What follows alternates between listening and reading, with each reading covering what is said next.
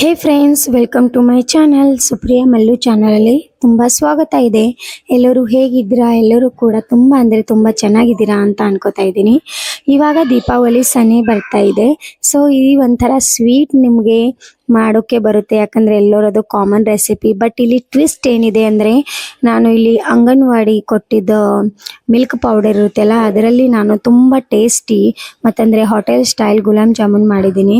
So 100% ನಿಮ್ಮ ಗುಲಾಬ್ ಜಾಮೂನ್ ಚೆನ್ನಾಗಿ ಆಗುತ್ತೆ. ಈ ಥರ ನೀವು ಟಿಪ್ಸ್ ಯೂಸ್ ಮಾಡಿದರೆ ಖಂಡಿತ ನೀವು ಹೋಟೆಲ್ ಸ್ಟೈಲ್ ಮತ್ತಂದರೆ ತುಂಬ ತುಂಬ ಸ್ವೀಟ್ ಗುಲಾಬ್ ಜಾಮೂನ್ ಮಾಡ್ಬೋದು. ಸೇಮ್ ನೀವು ಪಾಕೆಟಲ್ಲಿ ತರ್ತಿರಲ್ಲ ಆ ಥರನೇ ಗುಲಾಬ್ ಜಾಮೂನ್ ಆಗಿದೆ.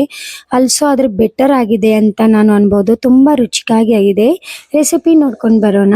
ಸೊ ಅದಕ್ಕಾಗಿ ಏನಿದೆ ಅಂದರೆ, ನಾನು ಒಂದು ವಾಟಿ ಮಿಲ್ಕ್ ಪೌಡರ್ ತೊಗೊಂಡಿದ್ದೀನಿ. ಈ ವಾಟಿದಿಂದ ಅದೇ ವಾಟದಿಂದ ನಿಮಗೆ ಮೈದಾ ಹಿಟ್ಟು ತೊಗೊಳ್ಳೋದೇ ಇದೆ. ಸೇಮ್ ಇಲ್ಲ, ಸ್ವಲ್ಪ ಕ್ವಾಂಟಿಟಿ ಮೈದಾ ಹಿಟ್ಟಿನ ಕಡಿಮೆ ಆದರೂ ನಡೀತೆ, ಬಟ್ ಒಂದು ವಾಟಿ ಫುಲ್ ಮಿಲ್ಕ್ ಪೌಡರ್ ತೊಗೋಬೇಕು. ಸೊ ಅದರಲ್ಲಿ ನೀವು ಸ್ವಲ್ಪ ಏನಂದರೆ ಸ್ವಲ್ಪ ನಾನು ಸೋಡಾ ಹಾಕ್ತಾ ಇದ್ದೀನಿ. ಅಂದರೆ ಒಳಗಡೆ ಚೆನ್ನಾಗಿ ನೀವು ಅಂದರೆ ಫ್ರೈ ಆದಮೇಲೆ ಚೆನ್ನಾಗಿರುತ್ತೆ ಅಂತ ಸ್ವಲ್ಪ ಸೋಡಾ, ಪಿಂಚ್ ಆಫ್ ನಮಕ್ ಅಂದರೆ ಉಪ್ಪು, ಮತ್ತಂದರೆ ನಿಮ್ಮ ಮನೆಯಲ್ಲಿ ತುಪ್ಪ ಇದ್ದರೆ ತುಪ್ಪ ಹಾಕಿ. ಸೊ ಇರಲಿಲ್ಲ ಅಂದರೆ ಆಪ್ಷನಲ್ ಇದೆ, ಬಟ್ ಇಲ್ಲಿ ತುಪ್ಪ ಆಲ್ಮೋಸ್ಟ್ ಬೇಕಾಗಿತ್ತೆ. ನಾನು 1 ಟೇಬಲ್ ಸ್ಪೂನ್ ಇಲ್ಲ 2 ಟೇಬಲ್ ಸ್ಪೂನ್ ಅಷ್ಟು ತುಪ್ಪ ಹಾಕಿದ್ದೀನಿ. ಚೆನ್ನಾಗಿ ಅದಕ್ಕೆ ಚೆನ್ನಾಗಿ ಮಿಕ್ಸ್ ಮಾಡ್ಕೊಳ್ಳೋಣ. ಮಿಕ್ಸ್ ಅಂತ ಮಿಕ್ಸ್ ಮಾಡ್ಕೊಂಡ್ಮೇಲೆ ಇವಾಗ ಏನಿದೆ ಅಂದರೆ, ಉಪ್ಪು ಅವಾಗ ಹೇಳಿದ್ದಲ್ಲ, ಇವಾಗ ಸ್ವಲ್ಪ ಪಿಂಚ್ ಉಪ್ಪು ಹಾಕ್ತಾ ಇದ್ದೀನಿ, ಯಾಕಂದರೆ ಸ್ವಲ್ಪ ಬೇಕಾಗಿತ್ತೆ. ಇವಾಗ ಇದು ಹಿಟ್ಟು ನೀವು ನಾದ್ಕೋಬೇಕಾದ್ರೆ ಸ್ವಲ್ಪ ಹಾಲಿರುತ್ತಲ್ಲ, ಪೂರ್ತಿ ಕೋಲ್ಡ್ ಆಗಿರಬಾರ್ದು. ಅಂದರೆ ಕೆಲವೊಬ್ಬರು ಫ್ರಿಜ್ನಲ್ಲಿ ಇಟ್ಟಿರ್ತೀರ, ಆ ಥರ ಪೂರ್ತಿ ಕೋಲ್ಡ್ ಇರಬಾರ್ದು, ಇಲ್ಲ ಅಂದರೆ ಪೂರ್ತಿ ಇದನ್ನೂ ಇರಬಾರ್ದು. ನಾರ್ಮಲ್ ಟೆಂಪ್ರೇಚರಲ್ಲಿ ಹಾಲು ತೊಗೋಬೇಕು. ಒಂದು ವಾಟಿ ಹಾಲಕ್ಕಿಂತ ಕಡಿಮೆ ಆಗ್ತದೆ. ಹಾಲು ತೊಗೊಳ್ಳೋದ್ರಿಂದ ನಿಮ್ಮ ಹಿಟ್ಟು ತುಂಬ ಮಾಯ್ಶ್ಚರೈಸರ್ ಇರುತ್ತೆ, ಆಗೋದಿಲ್ಲ, ತುಂಬ ಸ್ಮೂತ್ ಮತ್ತಂದರೆ ತುಂಬ ಗೋಲ್ ಗುಲಾಬ್ ಜಾಮೂನ್ ಆಗುತ್ತೆ. ತುಂಬ ಏನೂ ಕ್ರ್ಯಾಕ್ ಬೀಳೋದಿಲ್ಲ. ನೀವು ಹಾಲದಿಂದ ನಾದರೆ, ಖಂಡಿತ ಹಾಲದಿಂದ ನಾದ್ರಿ. ನಾನು ಈ ಥರ ಹಾಲದಿಂದ ನಾದ್ತಾ ಇದ್ದೀನಿ ನೋಡಿ. ಇನ್ನು ತುಂಬ ಗಟ್ಟಿಯಾಗಿ ನಾದ್ಕೊಳ್ಳೋ ಅವಶ್ಯಕತೆ ಇಲ್ಲ ತುಂಬ ಲೂಸಾಗಿ ನಾದ್ಕೊಳ್ಳೋ ಅವಶ್ಯಕತೆ ಇಲ್ಲ.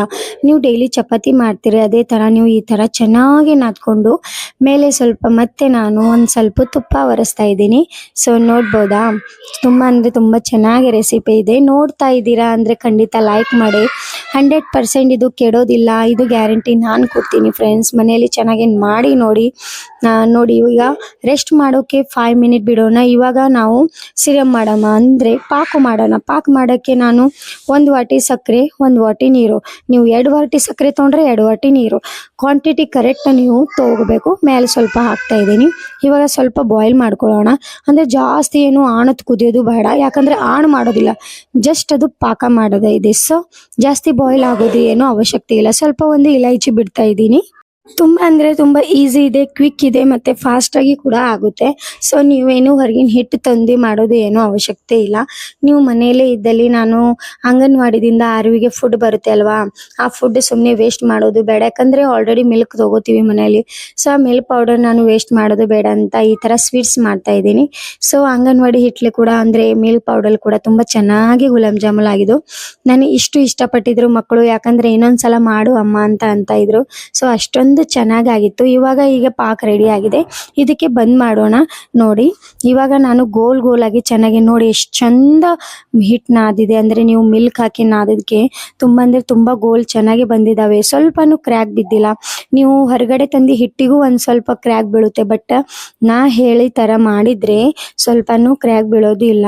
ಈ ಥರ ಎಲ್ಲಷ್ಟು ನಾನು ಗೋಲ್ ಎಲ್ಲಷ್ಟು ಮಾಡ್ಕೊಂಡು ಬಿಟ್ಟಿದ್ದೀನಿ.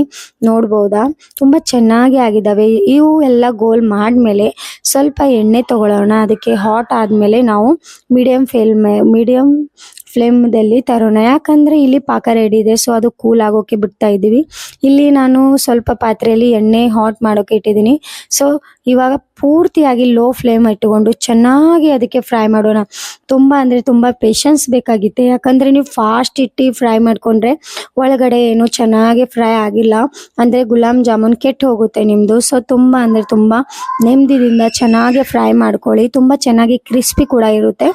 ಈ ಥರ ನಾನು ತುಂಬ ನೆಮ್ಮದಿಯಿಂದ ಒಂದು ಎಲ್ಲಷ್ಟು ಫ್ರೈ ಮಾಡ್ಕೊತಾ ಇದ್ದೀನಿ ಗುಲಾಬ್ ಜಾಮೂನ್ ನೋಡ್ತಾ ಇದ್ದೀರಾ.